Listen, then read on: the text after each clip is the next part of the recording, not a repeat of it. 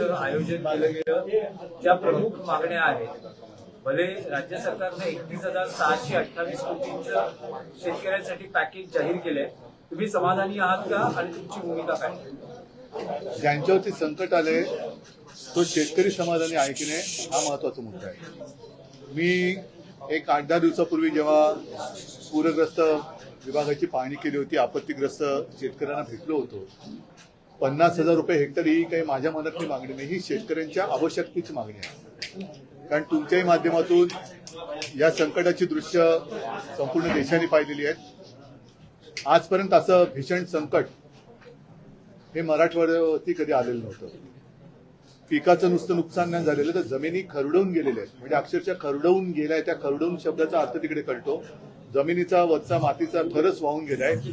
दगडगोटे वाहून आलेले आहेत. खालचे जे दगडगोटे होते ते वर आलेले आहेत. अनेक ठिकाणी रस्ते वाहून गेलेले आहेत. पाणंद रस्ते तर आता काय आहेत नाही आहेत. मला काही शेतकऱ्यांनी सांगितलं की साहेब आमच्या शेतातल्या म्हणजे कुंपडं मिंपड म्हणजे कोणाची किती जमीन काय हे सगळंच नासधूस झालेले आहे. घरं वाहून गेलेली आहेत. म्हणजे संसारच वाहून गेलेले आहे. आयुष्य वाहून गेलेले आहे. अशा परिस्थितीमध्ये एक शेतकऱ्याची अपेक्षा आहे की किमान 50,000 रुपये हेक्टरी जसं पंजाब सरकारने केलं. आणि आता त्याच्या डोक्यावरती कर्ज आहे. गेल्या हंगामाचं कर्ज त्याच्या डोक्यावरती आहे. साधारणतः हे पीक हाती लागलं असतं तर कदाचित त्याला 2 पैसे मिळून कर्जाची थोडीफार परतफेड झाली असती की जेणेकरून पुन्हा आता रबी हंगामाच्यासाठी बँका त्याला कर्ज देऊ शकल्या असत्या. आता जी गरज आहे ती म्हणजे एक तर यांच्या जमिनी पूर्ववत करून देणं, त्याच्यानंतर कर्ज माफी करणं. कारण कर्ज आता फेडूच शकत नाही. पहिलं कर्ज चढले, कर्जाचं पुनर्गठन म्हणजे जे हप्ते आता भरावे लागतात ते काही काळ थांबवून, पण ते थांबले तरी सुद्धा त्याच्यात वाढ होत राहणार. म्हणजे चक्रवाढ व्याजीसारखं ते झालं.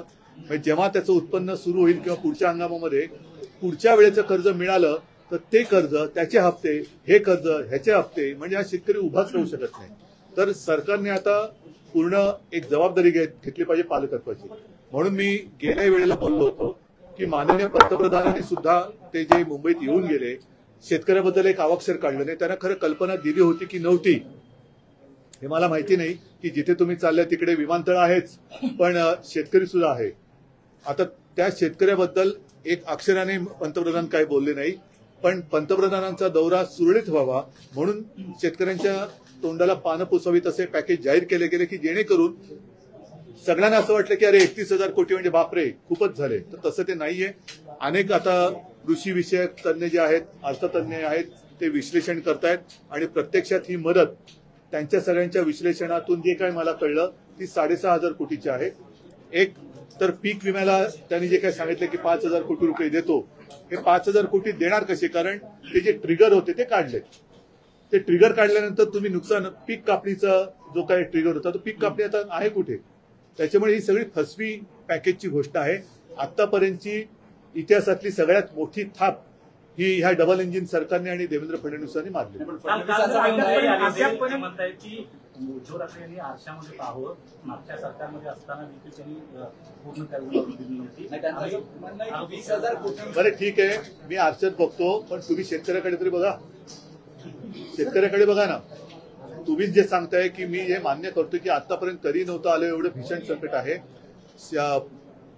देवेंद्र फडणवीसांनी कशात पाहायचा त्यांचा प्रश्न आहे. परंतु माझं जे नागपूरला अधिवेशन झालं होतं मुख्यमंत्री म्हणून, तेव्हा कोणतेही संकट असं नव्हतं. तरी सुद्धा मी कर्तव्य म्हणून माझ्या शेतकऱ्यांना 2 लाखापर्यंतची पीक कर्जमुक्ती केली होती. जो शेतकरी नियमित कर्ज परतफेड करतो त्यासाठी 50,000 रुपये प्रोत्साहनपर राशी जाहीर केलेली आणि कालबद्ध परिस्थिती आजही त्यांनी जी 2017 साली जाहीर केलेली कर्जमुक्ती चालू आहे, अजूनही चालू आहे. दुर्दैवाने एक गोष्ट नक्की थोडीशी राहिली होती, ती म्हणजे नियमित कर्ज परतफेड करणाऱ्यांना 50,000 रुपये आम्ही द्यायला सुरुवात केली आणि त्याच वेळेला करोना आला. करोना सरतो न सरतो आम्ही ती प्रोत्साहनपर राशी द्यायला सुरुवात केली. या लोकांनी गद्दारी करून सरकार पाडलं आणि त्याची 12 वाजून 16 लाख शेतकऱ्यांना आम्ही ते पैसे दिले. नियमित कर्ज भरणाऱ्यांना 50,000. आनंद आहे. पण आत्ताच्या मग शेतकऱ्याला तुम्ही का ना दे? आणि म्हणून मी सांगितलं ना की जर का पैशाची कमी वाटत असेल तर पीएम केअर फंडातून आणा. पीएम केअर फंडातून पैसा आणा आणि द्या ना. तुम्ही 31,000 रुपये जी काय फसवी घोषणा केली त्याच्यामध्ये जुन्या सगळ्यांचा बेरीज करून तरी तो आकडा केलेला आहे. त्यातले बरेचसे पैसे अजून मिळालेलेच नाहीयेत. आणि मी केवळ कर्जमुक्तीच नव्हती केली, तर 2-3 वेळेला जी चक्रीवादळं आली, पश्चिम महाराष्ट्रामध्ये पूर आला, अगदी चिपळूणच्या बाजारपेठेत सुद्धा मी गेलो होतो. या सगळ्या वेळेला महाविकास आघाडीच्या सरकारतर्फे जेवढी करता येणं शक्य एनडीआरएफच्या निकषाच्या वर ती मदत आम्ही केली होती आणि प्रत्यक्ष शेतकऱ्याच्या हातात घेतली. एकनाथ शिंदे आले होते, त्यांनी म्हटलं की उद्धव ठाकरे किती वेळा आंबरडा फोडणार आहेत. आमदार आले तेव्हा आंबरडा फोडला. मी मागेच बोललोय की गद्दाराला मी उत्तरच देत नाही. त्याच्यामुळे तो गद्दार आहे, त्या गद्दाराला मी उत्तर देत नाही आणि त्याला बोलायची त्याची कुवत पण नाही आणि त्याने बोलू पण नाही. तुम्ही राजकारण करताय शेतकऱ्यांच्या नावाने, तुम्ही राजकारण करताय असं भाजपचे काही नेत्यांनी. आता तुम्ही जर का मी ज्याचा उल्लेख केला, शहरभर त्यांनी जी काय पूर्ण होर्डिंग लावलेत, एक तर काल परवाकडे ब्रिटनचे पंतप्रधान मुंबईत आले होते आणि जी काय मी जिकडे राहतो तिकडे बीकेसीत आले होते, अशी काय आणि संपूर्ण मुंबई बरबटून टाकली आणि होर्डिंगनी जणू काही त्यांनी या मिंदे गटात प्रवेश केला की काय, अशा पद्धतीने ते होते. ही सगळी बरबटगिरी चाललेली आहे, जाहिरातबाजी. त्या जाहिरातीचे पैसे स्वतःला उपाधी द्यायची, स्वतःची पाठ थोपटून घ्यायची आणि जाहिराती करायच्या. जाहिरातीचा करोडो रुपये पैसा हा शेतकऱ्याला का नाही देत तुम्ही? आता सुद्धा तुम्ही होर्डिंग पाहिली तर स्वतःची पाठ थोपटतायत. त्यांचेच प्रदेशाध्यक्ष त्यांची स्तुती करतायत, कोण त्यांचे मंत्री स्तुती करतायत, कोण त्यांचा आमदार स्तुती करतोय. शेतकरी का नाही त्यांची स्तुती करत आहे? पण उद्धवजी, शेतकरी संकटात असताना राज्याचे सहकार मंत्री बाळासाहेब पाटील असं म्हणतात की शेतकऱ्यांना कर्जमुक्तीचा नाद लागलाय आणि निवडणुकीच्या काळात शेतकरी कर्जमुक्ती त्यांना नाद या बाबतीत जी काही घोषणा केली ती सहज केलेली घोषणा होती. तो जो काय नाद हा शब्द आहे ना, हा तो त्यांच्या बद्दलचा खरा असेल, कारण नाद कशाला म्हणतात हे त्यांना जास्त माहिती आहे. शेतकरी आज आत्महत्या करतोय आणि तो कर्जमुक्त करा हा नाद असेल तर मग या मंत्र्यांना त्यांचं मानसिक स्थिती तपासून घ्यायला पाहिजे. आणि असे सगळे जर का मानसिक स्थिती बिघडलेले लोक कारभार काय करणार? म्हणजे त्यांना शेतकऱ्यांनी प्रश्न विचारला तर ते त्याच्यात त्यांना राजकारण दिसतं. कर्जमुक्ती मागितली तर त्याच्यात त्यांना नाद लागला असं म्हणतं. यांचे नाद अनेक आहेत, एकेकांचे नाद येत आहेत, कोणाचे डान्स बार बाहेर येतात, कोणाचे काय बाहेर येतात, ते सगळे नादिष्ट असे लोक आहेत. निवडणुकीत आश्वासनही देण्यासाठीच असतात तशी दिली गेली. देवेंद्र फडणवीस असं म्हणतात की तुम्ही जी कर्जमाफी केली होती तर नवल काय केलं, आम्ही पण त्यापूर्वी 20,000 कोटीचा. ते सोडून द्या ना, त्यांनी केली होती ना, आत्ता करा ना, आत्ता करा ना. मी काय केलं, तुम्ही काय केलं, आम्ही अगदी शेतकरी वाचणार आहे का?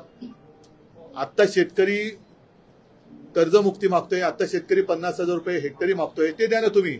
म्हणजे देशात काय केलं तर नेहरूने केलं आणि राज्यात काय केलं तर उद्धव ठाकरेंनी केलं. मग तुम्ही काय करताय की नाही? तर तुम्ही आता जाऊ दे, शब्द वापरता येत नाही मला. दिवाळी 10 दिवसावर आहे, तुम्ही अल्टिमेटम देताय. कारण मी सांगितलेलं आहे की ह्या पॅकेजची आता पूर्ण अंमलबजावणी कशी होते त्याच्यावरती शिवसेना पूर्ण राज्यभर एक दक्षता पथक नेमेल. पूर्ण गावागावामध्ये पथक असेल. दिवाळीपूर्वी आता त्यांनी जी काय मनरेगातून ही कशी काय माफी पैसे देणार उचलून तशी तरतूद आहे का? कारण मनरेगा ही साधारणतः रोजगार हमी योजनेचं ते एक नामांतरित रूप आहे. ती मोलमजुरी करणाऱ्यासाठी रोजगार हमी योजना, आता ती त्यातनं 3.5 लाख रुपये मुख्यमंत्री कसे देणार? आणि म्हणून मी त्यांना सांगितलं की तुम्ही 3.5 लाख रुपये पर हेक्टरी मदत मनरेगातून करणार असाल तर त्यातले किमान 1 लाख रुपये दिवाळीपूर्वी शेतकऱ्याच्या खात्यात टाका. मंगळवारी महाविकास आघाडीचं शिष्टमंडळ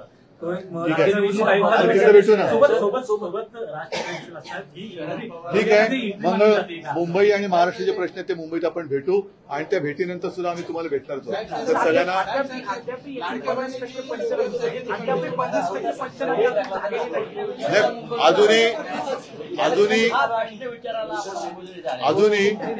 अजूनही केंद्राचं पथक इकडे आल्याचं मला तुमच्या माध्यमातून कुठेही दिसलेलं नाही.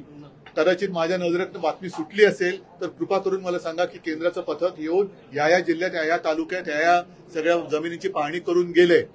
आता जेव्हा पंतप्रधान इकडे आले होते त्यावेळेला हे मुख्यमंत्री आणि असंविधानिक 2 उपमुख्यमंत्री हे जाऊन त्यांना भेटून सांगायला पाहिजे होतं की आपण आलायत, आपलं स्वागत आहे, पण महाराष्ट्रासाठी विशेष पॅकेज द्या. जसं बिहारच्या निवडणुका डोळ्यासमोर ठेवून 10,000 रुपये तुम्ही केंद्रात त्यांच्या महिलांच्या खात्यामध्ये टाकले तसे तुम्ही शेतकऱ्याला द्या. आणि माझी तर मागणी अशी आहे की पंतप्रधान हे भाजपचे नाहीत, पंतप्रधान हे देशाचे आहेत. त्यांनी केवळ एका राज्यावरती जी काही दया दाखवली आनंद आहे, मला त्याच्याबद्दल दुःख नाही किंवा कुठेही असूया नाहीये. त्यांनी पूर्ण देशातल्या महिलांच्या खात्यामध्ये 10,000 रुपये टाकावे. उद्धवजी, एक निवडणूक प्रश्न- असो वा नसो. उद्धवजी, एक प्रश्न आहे. मराठी अस्मितेसाठी उद्धव ठाकरे, राज ठाकरे एकत्र आले. तसेच शेतकरी जो संकटात आहे, या स्थितीमध्ये शेतकऱ्यांच्या मदतीसाठी राज ठाकरे आणि उद्धव ठाकरे एकत्र पाहायला मिळतील का? आता सुरुवात झालेली आहे. म्हणून मी जरी याचं नाव हंबरडा मोर्चा असलं तरी मी इशारा मोर्चा म्हटलेला आहे. आणि शेतकरी जो आक्रोश करतोय तो आक्रोश जर का या सरकारच्या कानावर पडून सुद्धा सरकारचे कान बंद झाले असेल तर ते कान उघडण्याचं काम शिवसेना करेल. नाही, नाही, उद्धवजी, विषय तोच आहे. यायचं राज असेल ठाकरे, उद्धव आम्ही ठाकरे जरूर एकत्र येतील, असतील का? जरूर शेतकरी या येतील, विषयावर. जरूर येतील. महाराष्ट्रातल्या प्रत्येक संकटाच्या विरुद्ध आम्ही दोघंही एकत्र येऊ. सगळ्यांना धन्यवाद. जय हिंद, जय महाराष्ट्र.